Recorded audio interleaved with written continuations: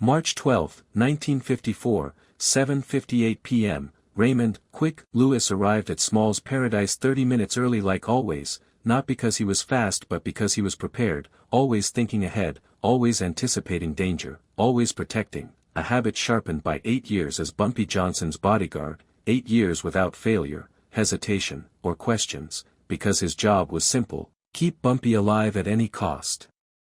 Raymond swept the restaurant with practiced eyes, every entrance, every exit, every window, every face, waiters, cooks, customers, knowing any of them could be a threat, then took his place 3 feet behind Bumpy's usual table, close enough to shield him, far enough to grant privacy.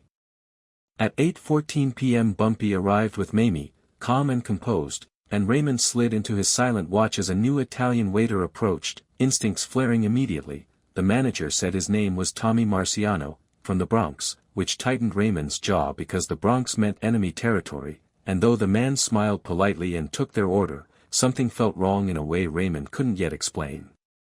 20 minutes later the plates arrived: steak, mashed potatoes, green beans, and as Bumpy reached for his fork Raymond stopped him, insisting on checking first, cutting into the meat and eating a bite as he had done for 8 years, the unseen shield between poison and power. The first bite tasted normal, the second brought heat, then fire, then agony as Raymond staggered, convulsed, foamed at the mouth, blood pouring from his nose and ears while Bumpy held him and understood instantly that the food was poisoned and that the bite meant for him had been taken by the man who never failed.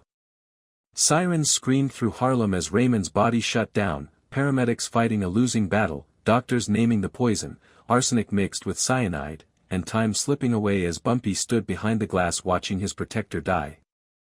Knowing that Raymond "Quick" Lewis was leaving the world exactly as he had lived in it, standing between death and Bumpy Johnson, paying the final price without hesitation, "It's my fault," Bumpy said, his voice hollow as Junie and Willie arrived and heard what happened, their anger barely contained, Junie asking who did this and Bumpy answering with ice in his tone, "Genevieve," explaining that Raymond had checked the waiter, Tommy Marciano, a man from the Bronx, Genevieve's territory, making it clear this was an assassination attempt, Junie clenching his fists and pushing to move immediately, but Bumpy refusing, saying not yet, not while Quick was still alive, not while there was still a chance, and if Raymond didn't make it then Genevieve would die slowly, painfully, piece by piece. At 9:30 p.m. Dr. Chen came out and said Raymond was alive but barely, the poison having damaged his liver, kidneys, and heart, that even if he survived the night the damage could be permanent, that he might never wake up or might wake up changed forever, and when Bumpy was allowed inside for 5 minutes he saw Raymond gray and motionless, machines keeping time for a body barely holding on, and Bumpy took his hand and begged him to fight, calling him brother, telling him he couldn't lose him. Feeling a slight twitch in Raymond's hand and clinging to it like hope itself.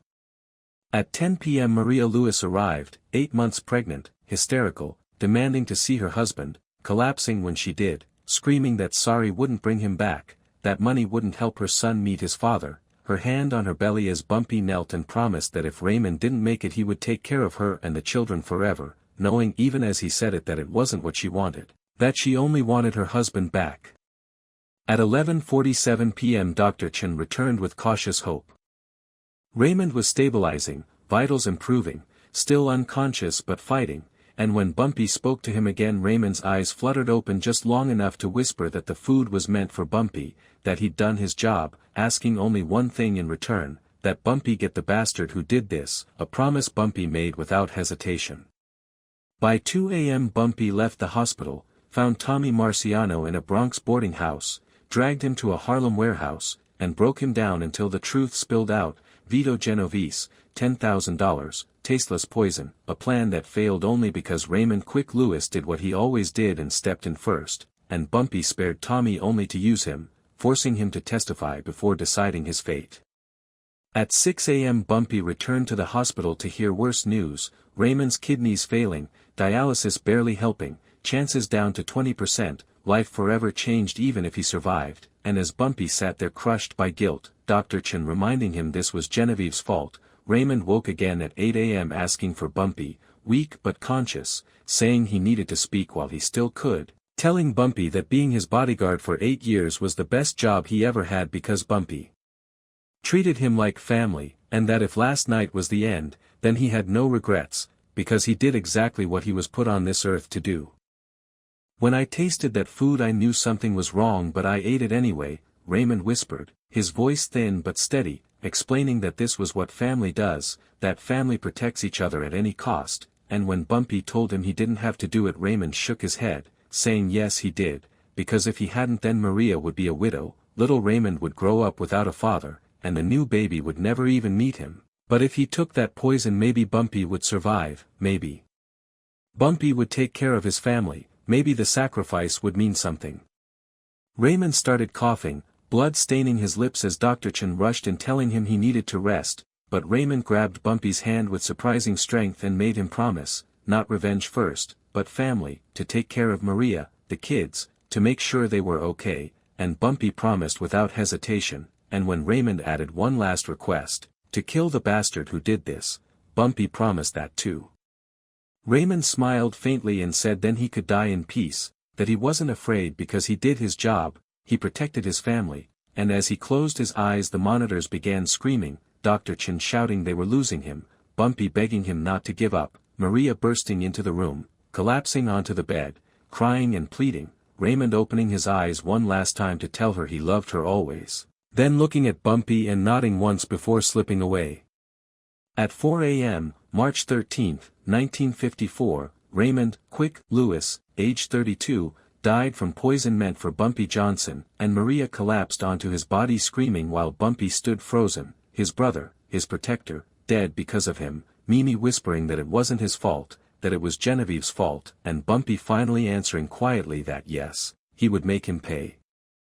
At 5 a.m. Bumpy walked out of Harlem Hospital to Junie and Willie waiting by the car, the words, Raymond's dead, hanging in the cold air, and within hours 40 men filled Bumpy's house as he stood before them and told them the truth, that Raymond died protecting him, that Vito Genovese ordered it, and that this would not be a small war but annihilation, Genevieve and everyone connected to him erased within 48 hours, followed by the promise of the largest funeral Harlem had ever seen because Raymond wasn't just a bodyguard, he was family.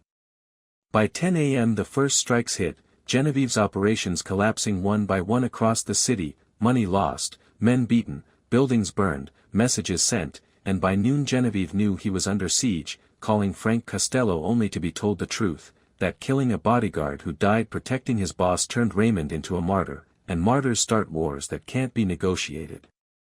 When Costello walked out, refusing to protect him, Vito Genovese felt fear for the first time in his life.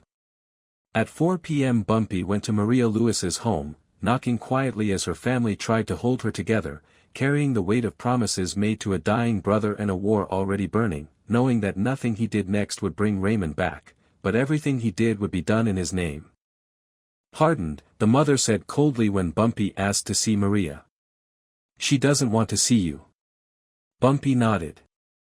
I understand. But I need to. Why? She snapped. So you can apologize. Apologies won't bring my son-in-law back. I know, Bumpy said quietly. But I made him a promise. And I don't break promises. The mother hesitated, then stepped aside. Inside, Maria sat on the couch clutching Raymond's wedding photo, her face hollowed by grief, 5-year-old Raymond Jr. beside her tugging at her sleeve asking when Daddy was coming home, a question she couldn't answer, only sob. Bumpy knelt in front of her and she looked up at him with venom in her eyes.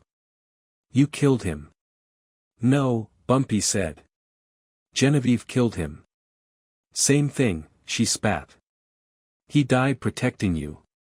That makes it your fault. Bumpy didn't argue. You're right. It is my fault. And I'm going to spend the rest of my life making it right. How? By taking care of you and your kids.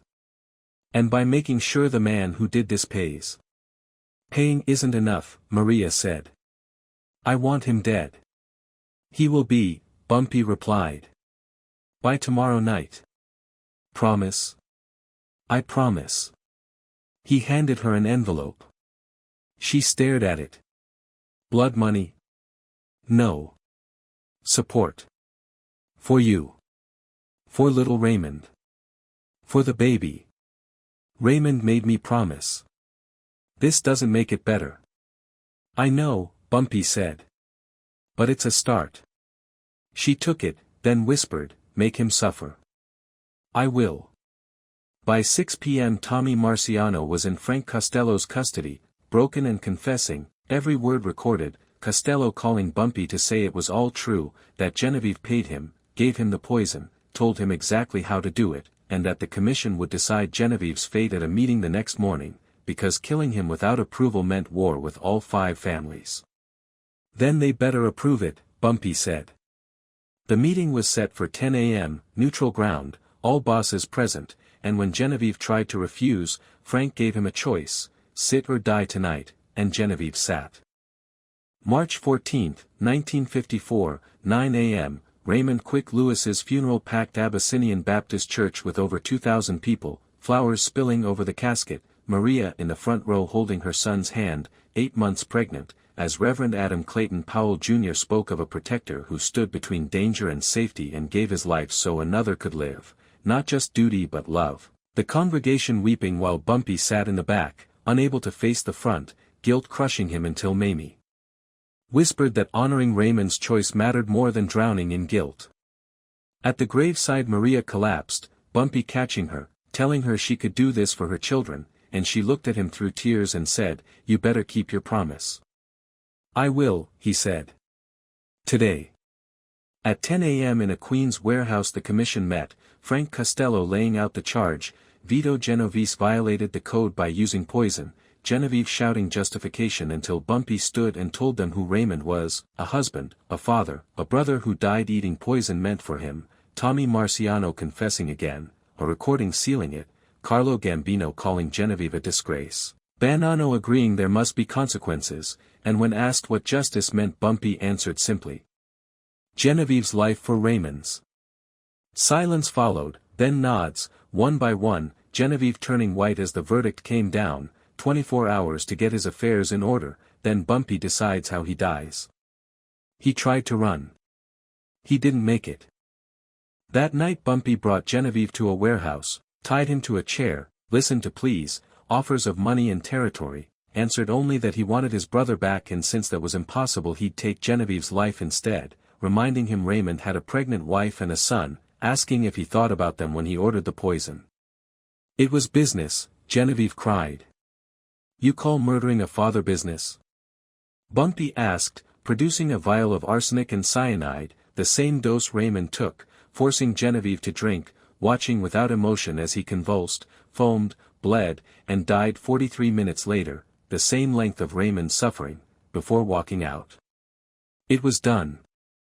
March 15, 1954, Maria went into labor and gave birth to a healthy baby boy, naming him Raymond Johnson Lewis, a name for 2 strong men, one who died protecting his family and one who avenged him.